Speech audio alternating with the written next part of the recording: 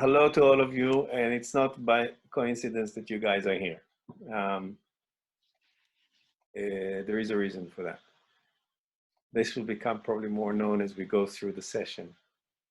My name is Eli Harari, and the title that I've used for the last 25 years is a strange one. It's called The Thinking Coach. And it's a bit of a strange title because many times people look at me, thinking coach? Do we need coach for thinking? The answer is absolutely yes. This is where it begins. And I've been pretty much all over the world with this. I haven't been in the States for the last 10 years until the last year, where I came back after being in Israel and Australia after 2008. I'm partly Israeli, partly American, as you can tell from my accent. And I love both countries equally. And I want both countries to succeed because they're good people and people who want freedom, and I love that. I'm coming to you with a background of military officership in the IDF and special forces. So when I speak to you about thinking today and about fear and about caution, it doesn't come from studying it in Google. It comes from a lifelong of leadership, and for times just like this, for times when there is crisis, and crisis means change. And I know all of you are going through not easy times with your businesses, and boy, it's easy to get into fear and panic because that's what the masses are doing everywhere. And I can just tell you, it's not a good place for decision making, for sure. Now, nobody says that you shouldn't have fear. Fear is natural, but I would draw a distinction here between fear controlling and fear that is felt, but you are still acting despite the fear from a very sound thinking platform, and that you are able to make great decisions at these times, because that's what's important. What decisions are you going to make now? So my idea today is to really get you into the importance of thinking and what thinking is really about. Because we think that just because there is activity in our head, we think. Well, it's yes, we do, but the question is, are we thinking bright, fresh with the moment, or are we linking to the past, or are we thinking that how things were, they always will be? And that's not thinking, that's linking. Thinking, I would have thought, should have been a subject in school just alongside history and mathematics and English. And I wonder why the powers that be don't do it, because this is the key, how to use that magnificent mind that we humans received. And how to use it is a good question, because it's not so easy as we might think, just because we have thoughts in our head, but yet it can be extremely easy if we follow some simple rules about thinking. And the first rule is that you need to understand that you have a power. And that power is thinking. And that power is emotions. As you know, emotions is E-motion, which means the movement of energy. E signifies energy, motion is movement. So we've got thinking and emotions. There are two siblings that work together, and they complement each other, and they fuel each other, and they can cancel out each other, and they can do a lot of things together. And here's the thing, we decide how we use them. Now, at the moment, we're living in the times where everybody is scared. And they're scared because life as we knew it came to a halt. And it was an abrupt thing, suddenly out of the blue, boom, everything stops. And you go, what the hell has just happened here?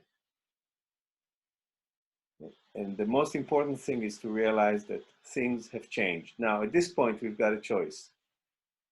Does change manage us, or do we manage change? Are we going to think in such a way that we are in control, or are we going to relinquish control to everybody's response? And everybody's response is not something you want to relinquish control to. I can tell you that for sure. Because at the moment, fear is what is deciding how people will think and deciding their emotions. And fear is not a good manager. This is the time for you to actually stop and realize that we are at times of change. And at times of change, you need to think differently about everything.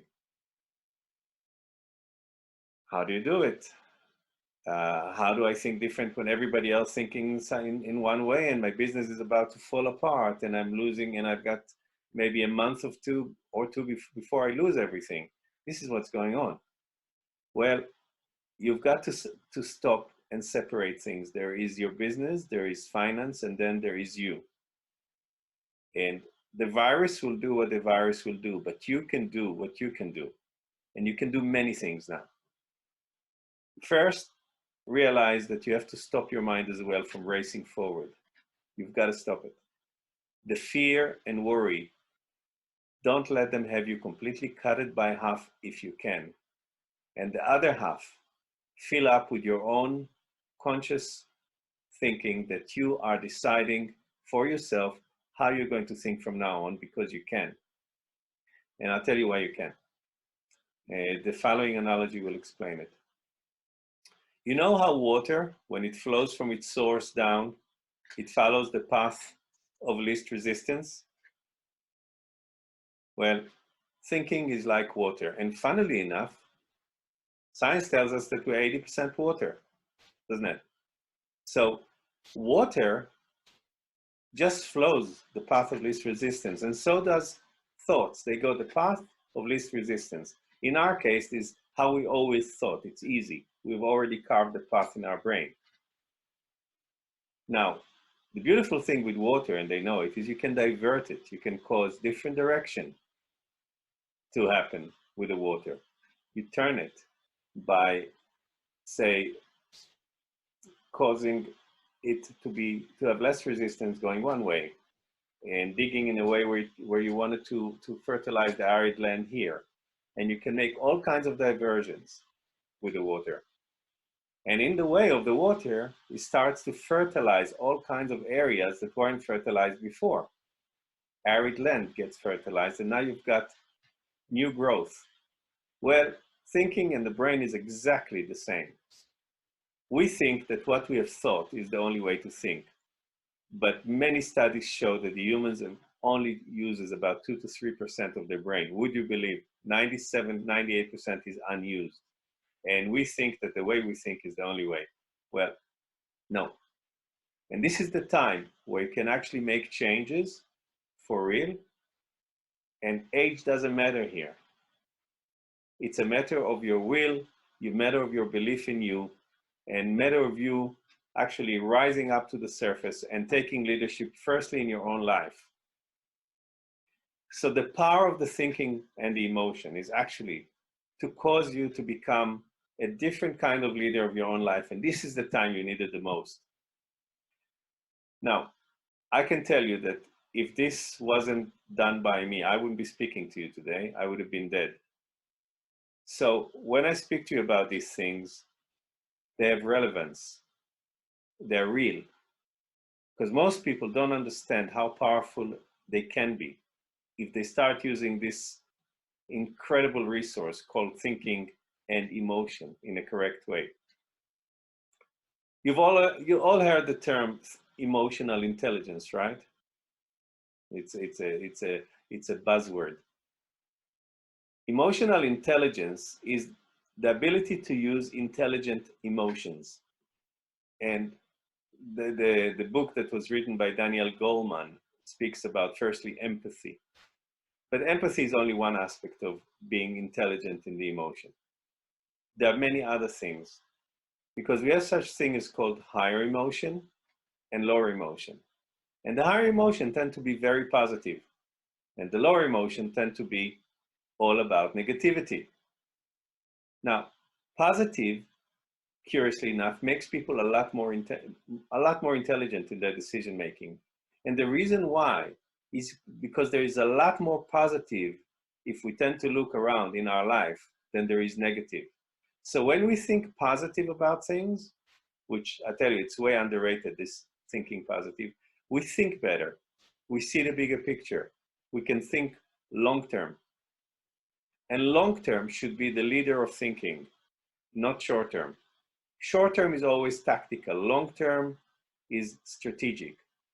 So when we think strategic long term, we can see the bigger picture that we don't see when we all focus short term. Now, what causes us to think short term is fear. It causes us to constrict. It causes us not to see things. It causes us to thinking that we are creatures of someone else and everything is decided about us from outside. That's not the case. The case is completely different. As I said earlier, there is what's happening in the world, and then there is you. And this is the point where you cannot discount you and actually find the strength and power in you, which is there all the time, and start to bringing it to the forefront as your main player. Now, the question firstly for every person is, do they want to do this? Do they really believe in themselves, or are they a victim of everything that happens outside? And my suggestion is not to be a victim, because you're not. Yes, it's tough times. Yes, you're going to lose money. But no, you've got you. And the first thing you can do at these times is decide to build such an immunity inside you. And I'm not talking just physical immunity. I'm talking mental and emotional immunity that is actually one of the main decision makers of how your immunity can function. Because the greater the stress, the lower the immunity. The greater the panic, the lower the immunity. The greater the belief, the greater the positivity, the higher the immunity. Now, they all know that. They all know that.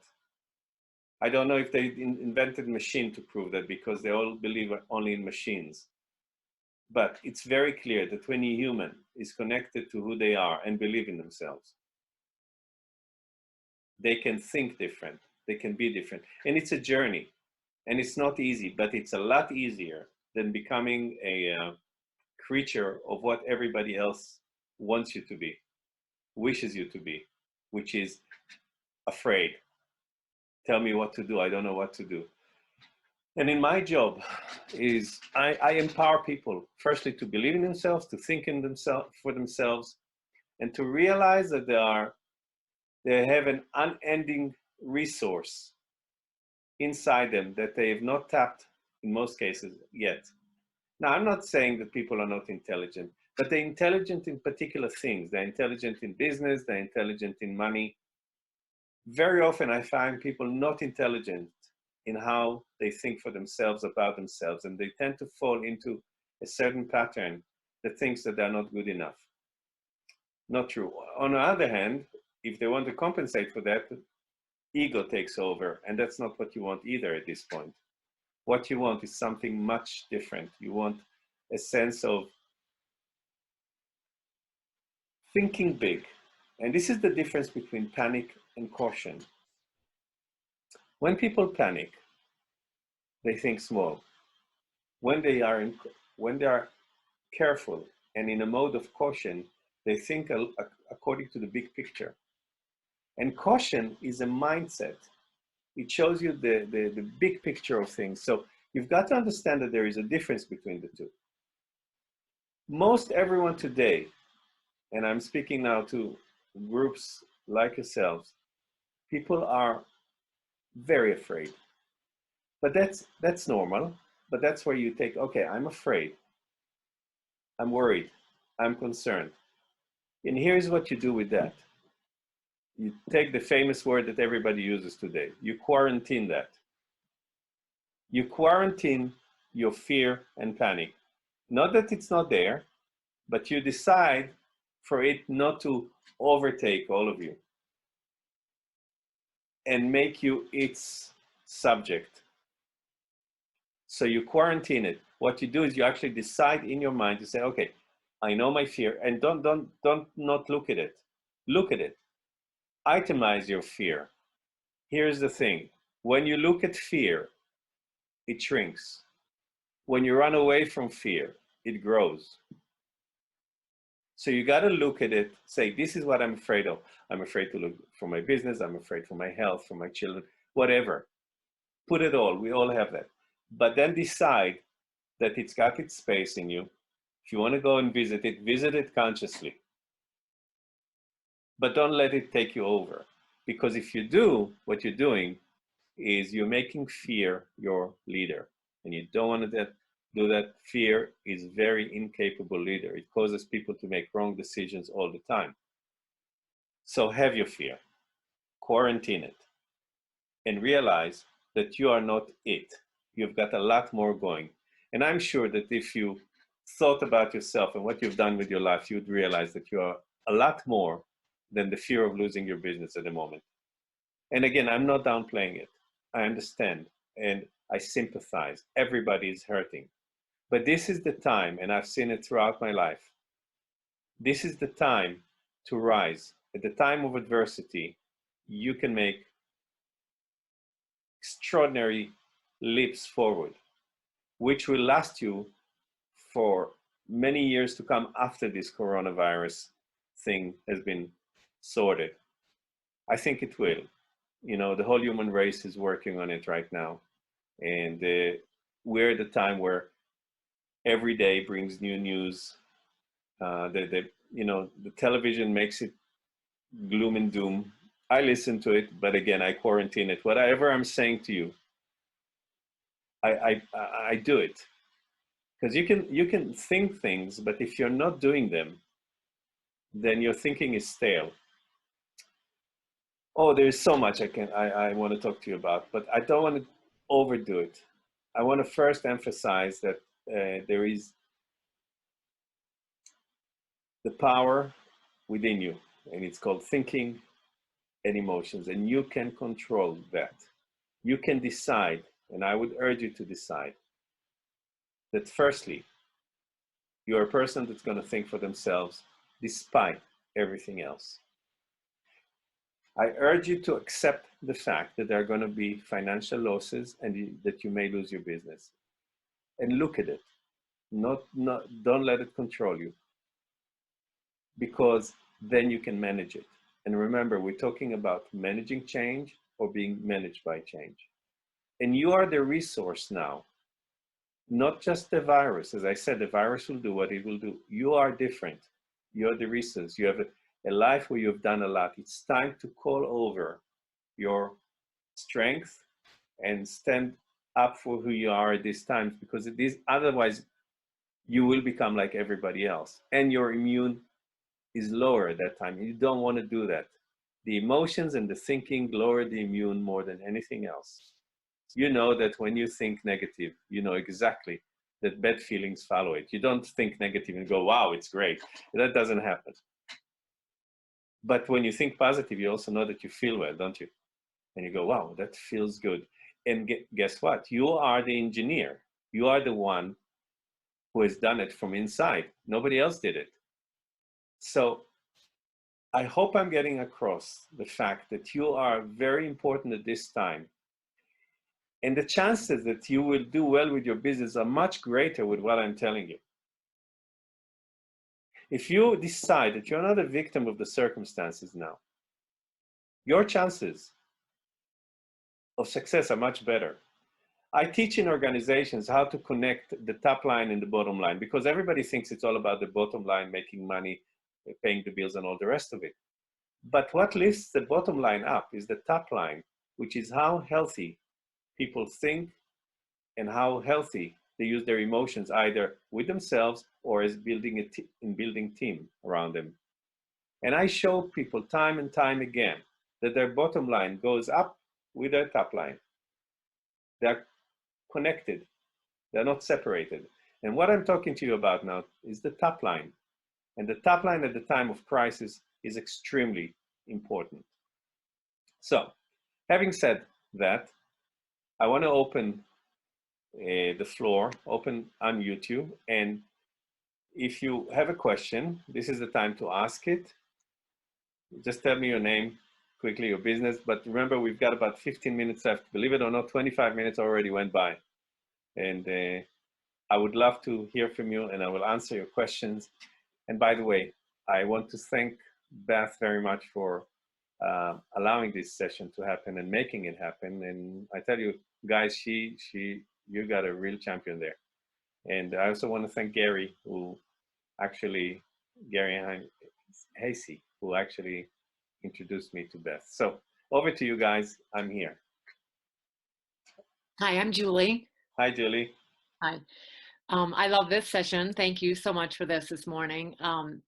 I think I'm doing okay. I think the hardest part for me is the uncertainty on when things will go back to normal. So how do you take everything that you just shared and maybe help us through that, help me with that? Well, you're just touching upon one of the greatest fears of the human race, is the fear of the unknown. We've never been taught how to deal with the unknown. We always seek for outer security. And the other thing is losing control. Both fears are playing very strongly through everybody. Okay, the answer is the truth. We don't know how long. Right. And the best thing is to accept it. We don't know. And let's then think, what happens with the time until such time that hopefully things go back to normal? I don't think they will go to the same thing we knew. So we might as well train our mind to think different now. There's no sense of thinking according to something that is gone. Okay? There's no sense. Everything stopped. So the first thing to do, Julie, is actually stop. Decide to stop in your mind. Say, okay, I'm going to stop. It's not the end of the world. And it doesn't look to me like the end of the world. It looks to me like we are in for a challenge which we can come out of it much stronger, not just financially. I'm talking as a human race, because we went to an all-time low. Everybody can see it. Human to human, it became atrocious. We need to understand the value of us and other humans, firstly. And most people don't value themselves. They think they're creatures of money. You know you're not. You're a lot more than that. And it's time then to stop and to value the things you have, and to actually make the time work for you, knowing the tough reality that you may lose your business, but looking at it. I'm saying when you look at something, the impact of it shrinks. When you don't think about it and you avoid it, it grows. You don't want to do that. Okay. So to answer your questions, I don't know when it will end. I have no idea. I have no idea that it will end. And I'm not here to depress you. I'm here to make you think that there is you, and you are a very important part of this equation of the virus and the human race. You're part of it. And you know what, Julie? It's not just about you, because you can show leadership to others applying some of the tools I'm talking to you about. Because people look for strength from outside, but how about tapping into the strength inside? Now, I know business, I've been in business, but business, the real business that I deal with is the business of humans. Are you tapping the right buttons in your reaction, in your thinking, instead of just tapping the right buttons in the computer? Do you know how to play that amazing orchestra called Julie in such a way that it's not a victim of the next minute, of the next circumstance? Okay, so I know it's not a direct answer to your question, but it opens the field even further. Does that help? That does, thank you. You're welcome. Okay, more, I'm here. Okay, so can you hear me? Yeah, hi Stacy, I can hear you. Hi, so I work for Blue Star Camps. I'm on Crab Creek, Canuga Road, and so we are a seasonal business this summer. We are a summer camp for children. And we have, this has really, resonated with how we're trying to think, because, it is a seasonal business. So we're, trying to come up with plans A through Z, depending on what kind of Julie touched on. When will this be over? We don't know. And so I guess we have this group of some businesses in Hendersonville and more that, wanted to be on the call, it seems like. I guess, how do we come together? How can we think, it's bigger than us. It's the whole world. It's not just Hendersonville. How do we come together as business owners in Hendersonville supporting a workforce, a local workforce? And are there any frameworks that can help us communicate, deviate from what we do normally? What you were saying to Julie, how do you tap those buttons, other than, engaging in conversation? Can you help us with that? Well, excellent question. If you have 5 days, I would be very good in it, but I'm going to give you a couple of important things. Now, you just touched on communication. You probably instinctively know that when people communicate, if everybody speaks their mind and doesn't edit just to sound politically correct, just say what you feel and you bring it out, you look at it, people can relate to other people being human beings. It's okay to say I'm afraid. It's okay not to paint a picture to the younger people that all is well. No, all is not well. But we are much better than this. And the thing is, what communication does is two things. It builds trust between people. When people have trust between them, they can build a team. It's the most important aspect. And I can tell you from my military days, again, if I didn't build trust with my soldiers, I wouldn't have been here. Now, I don't think we're in a life and death circumstance. I think we're in a squeezing circumstance where things that we thought were automatic are no longer automatic. Okay, life as we knew it suddenly came to a stop out of nowhere. A little stinky virus is driving us all together because it's using the human body against us. So what I would say is you gotta own up to the situation by communicating to people and not to edit things. Don't be afraid not to be politically correct these days. Be politically incorrect. And you know what? Think about different consequences. One of the the most stupid sentences I've ever heard is we'll cross that bridge when we get there. No, think ahead what bridges are coming your end. Don't wait to cross the bridge because you won't have any training of how to cross the bridge when you get there. It's a kind of a statement that you don't want to think about everything. What can go wrong? What's the short term? And have everybody involved in it. Have them think and encourage them to think differently and say to them, it's okay. Because I tell you what, a lot of intelligence comes from these things. I conduct many think tanks.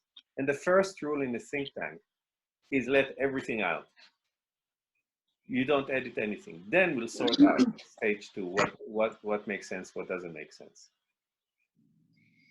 And you said that you're working a lot with younger people, is that what you said? Ages 6 through 16. So Hendersonville has a lot of summer camps in the area. And so we're just one of them. Okay, obviously you talk with a 6-year-old different to a 16. But the principles are the same. The principles is trust building, because I tell you, children feel trust right away. They're extremely intelligent with what we call soft skills. They don't have all these psychological hang-ups that we adults tend to adopt. They're still, so use that and ask them. Questions are excellent tool for people because nobody asks them, how do you think about this? Very few people ask open-ended questions. Ask them, so what do you think? And encourage and let them bring, and you will see what happens, because the moment you ask people questions and they feel that you're listening to them and you value what they're saying, and you're actually reinforcing and repeating what you said, it's called active listening. They will trust you. They say, right, she's listening to me. Don't you want to be listened to? And haven't you spoken to people who go, yes, yes, yes, You know, people go, how are you today? Nobody listens to the answer. Not good. Listen, ask, open. This is the time to do that. We're going now to basics. There is no magic wand that's going to come from somewhere and go, wow, you're all going to be okay. No, we're going down to basics, and basics is where people are not fulfilling their deal. They're not in basics. So talk, ask, don't be afraid to show emotion. If you want to cry, cry, but remember, quarantine it. The aspect of quarantining your fear is great. You can have your fear, but you don't get governed by it, so that you can think. Because guess what? When people are afraid, they can't think. So they react from a very limited platform of intelligence. Because what happens is two things happen. The thinking is short term, and the emotions constrict even further. And the person can only repeat things they've always said. That's what happens, you know, when you get into a fight and you get angry. You can always repeat what you've done before. It's not like you get new intelligence.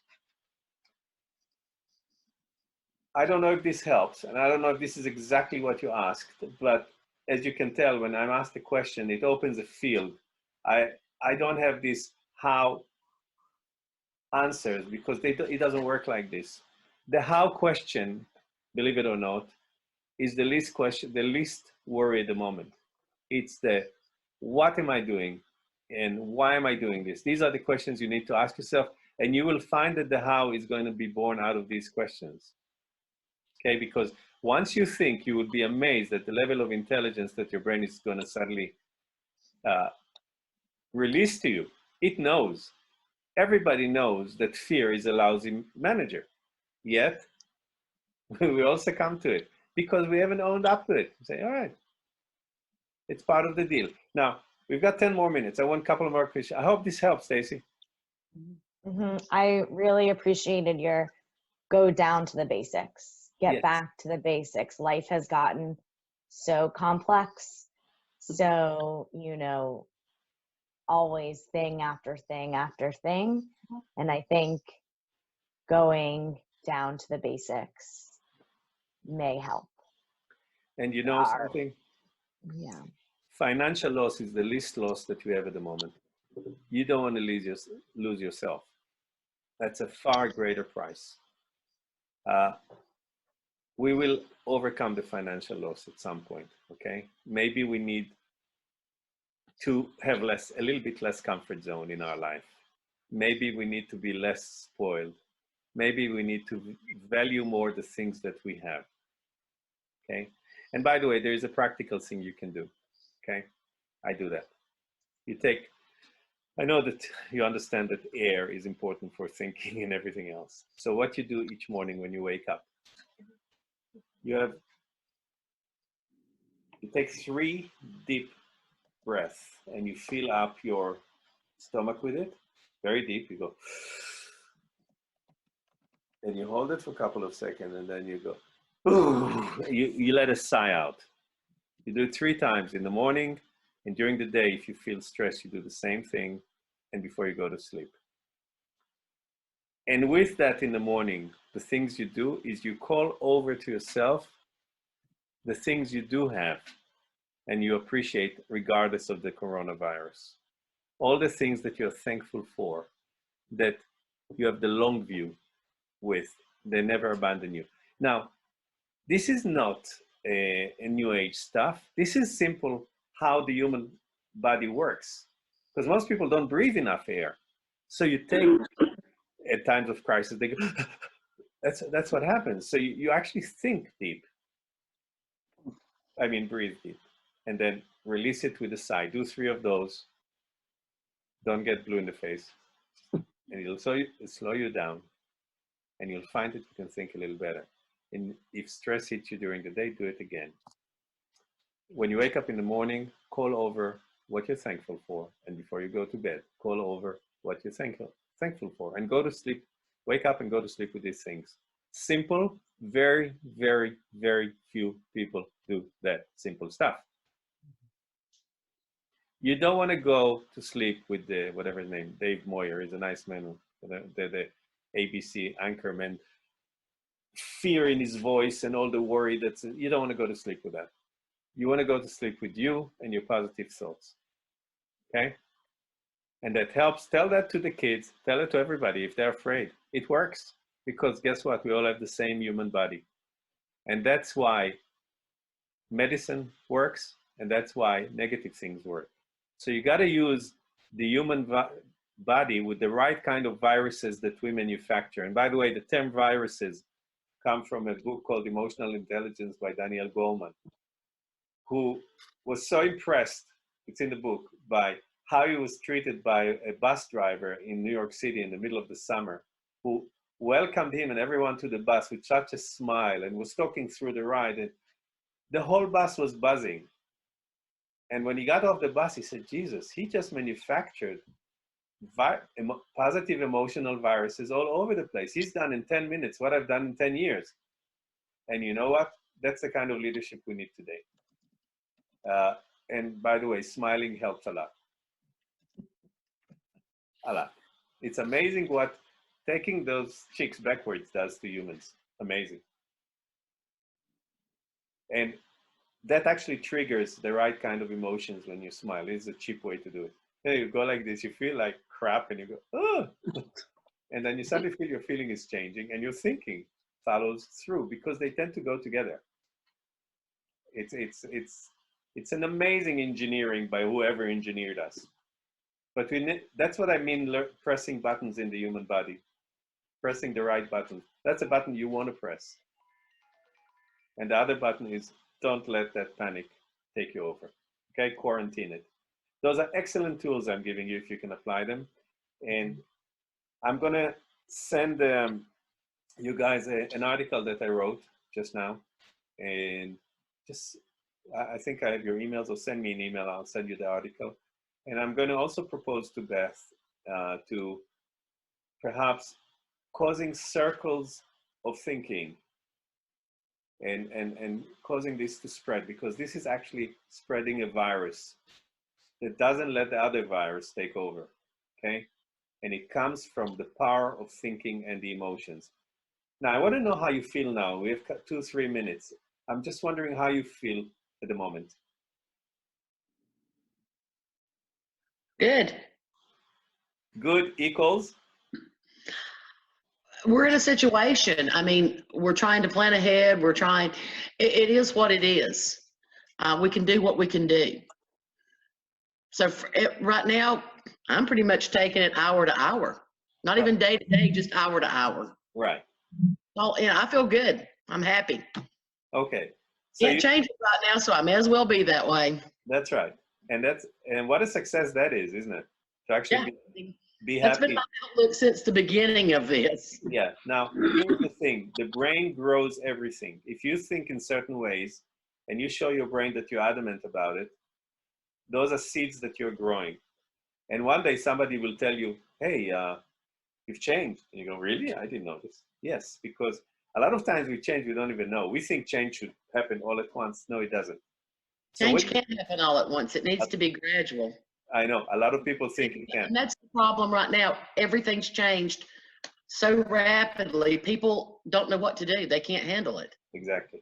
That's why we're having such panic and chaos. That's right. So quarantining it helps, believe it or not. Yeah, I know.